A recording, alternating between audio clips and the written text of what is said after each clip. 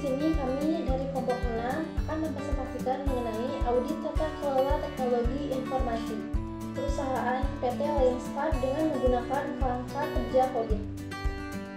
Untuk selanjutnya di sini izinkan saya untuk memperkenalkan teman-teman saya. Yang pertama ada Eko Pangestu Aji, Teja Sodik Krianto, Sally Puspita Maharani, Setiaji Cahyono Purnomo, dan saya sendiri Siti Halimah. Untuk agenda selanjutnya yang akan kami bahas yaitu yang pertama adalah latar belakang, tujuan dan manfaat, tinjauan pustaka, metode penelitian, identifikasi enterprise goal, dan yang terakhir ada kesimpulan. Dan selanjutnya di sini ada latar belakang. Dalam era digital yang terus berkembang, tata kelola teknologi informasi TI menjadi aspek yang sangat penting bagi perusahaan dalam mencapai tujuan bisnisnya. PT Lionstar sebagai perusahaan yang bergerak di bidang plastik atau peralatan rumah tangga menghadapi tantangan dalam mengelola teknologi informasi dengan efektif dan efisien. Oleh karena itu, audit tata kelola TI menjadi langkah yang penting untuk mengevaluasi kepatuhan dan kinerja PT Lionstar dalam mengelola TI. Untuk pembahasan selanjutnya mungkin akan dijelaskan oleh teman saya. Untuk Sally Puspita Maharani, saya persilahkan. Baik, terima kasih untuk Saudari Siti Halimah. Selanjutnya dari saya sendiri, Sally Puspita Maharani, saya akan menjelaskan tentang tujuan dan manfaat audit tata kelola teknologi informasi perusahaan PT Lionstar dengan menggunakan kerangka kerja COVID. Tujuan dan manfaatnya, yang pertama melakukan audit tata kelola teknologi informasi perusahaan PT Lionstar dengan menggunakan kerangka kerja COVID-5.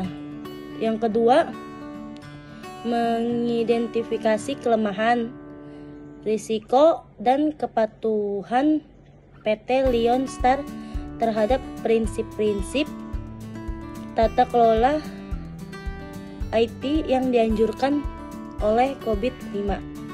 Yang ketiga, memberikan rekomendasi perbaikan yang spesifik untuk meningkatkan pengelola IT PT Lionstar.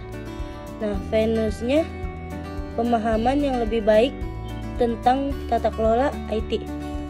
Makalah ini akan memberikan pemahaman yang lebih baik tentang konsep dasar tata kelola IT dan pentingnya mengelola IT secara efektif dan efisien dalam lingkungan bisnis. Baik, terima kasih penjelasan sampai sini. Selanjutnya akan dijelaskan oleh Muhammad Sodik. Terima kasih saudara Sally atas waktunya. Saya Reja Sodik Krianto. Di sini saya akan membacakan tinjauan pustaka. Tata kelola teknologi informasi atau disebut dengan TI. Tata kelola TI merujuk pada kerangka kerja yang digunakan oleh sebuah organisasi untuk mengelola, mengendalikan, dan mengoptimalkan pengguna teknologi informasi dalam mencapai tujuan bisnisnya. Tata kelola TI mencakup kebijakan, prosedur, praktik, dan struktur organisasi yang bertujuan untuk memastikan bahwa TI digunakan secara efektif, efisien, dan sesuai dengan kebutuhan perusahaan.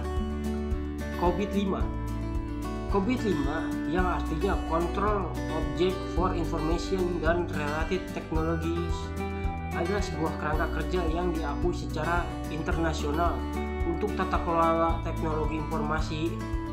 COVID-5 dikembangkan oleh ISACA atau disebut dengan Informasi System Audit and Control Association dan ITG atau disebut dengan IT Governance Institute sebagai panduan praktis bagi organisasi dalam mengelola dan mengendalikan TI dengan baik. Baik, selanjutnya akan dilanjutkan oleh saudara Eko Pangestu. Ini saya Eko Pangestu Aji akan menjelaskan tentang metode penelitian. Di dalam metode penelitian dari kelompok kami, yang pertama ada identifikasi masalah. Selanjutnya ada rumusan masalah. Setelah kita merumuskan masalah, kita membuat studi literatur. Setelah itu kita mengimplementasikannya ke dalam COVID 5. Setelah kita implementasikan, kemudian kita menyusun instrumen penelitian. Setelah mengumpulkan instrumennya, kita mengumpulkan data. Setelah kita mengumpulkan data, kita melakukan testing. Setelah testing, kita melakukan analisis data. Setelah semua berjalan, kemudian kita akan mendapatkan hasil dan kesimpulan. Kemudian untuk selanjutnya ada identifikasi enterprise goal.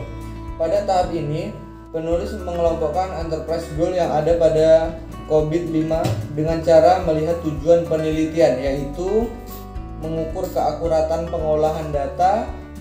Maka penulis dapat mengkategorikan tujuan tersebut ke financial transparency. Enterprise goal dari finance PT Lion Star termasuk ke dalam kategori financial transparency karena sesuai dengan tujuan program, yaitu untuk membantu PT Lion Star dalam rangka pengelolaan keuangan secara efektif dan efisien. Jadi laporan keuangan lebih transparansi, akuntabel, sehingga menghasilkan informasi komprehensif, tepat, dan akurat kepada manajemen. Mungkin sekian yang dapat saya sampaikan. Saya ucapkan terima kasih.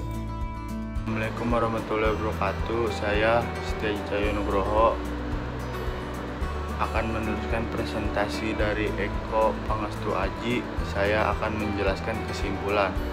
Proses penganalisisan sistem keakuratan pengolahan data menggunakan kerangka kerja COVID-5, yaitu dengan menentukan enterprise goal dari perusahaan. Setelah ditentukan, akan terlihat IT related goal yang digunakan untuk melakukan pemilihan terhadap domain dan proses dalam pengauditan pada PT Lion Star.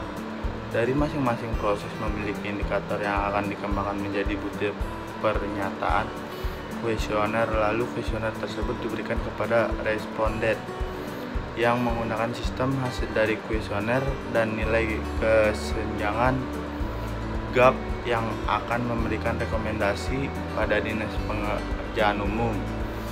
Dan sekian presentasi dari saya tutup. Bila ada salah kata, assalamualaikum warahmatullahi wabarakatuh.